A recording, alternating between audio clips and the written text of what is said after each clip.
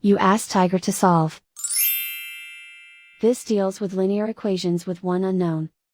The final result is a equals -8. Let's solve it step by step. Simplify the expression. Expand the parentheses.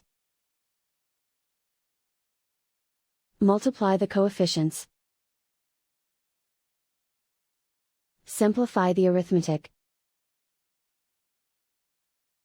Group all a terms on the left side of the equation.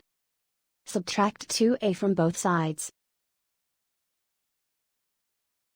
Group like terms.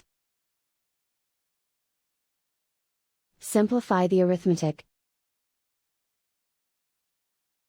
Group like terms. Simplify the arithmetic. Group all constants on the right side of the equation. Subtract 30 from both sides. Simplify the arithmetic.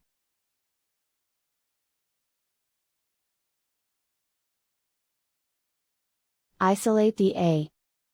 Divide both sides by -8. Cancel out the negatives.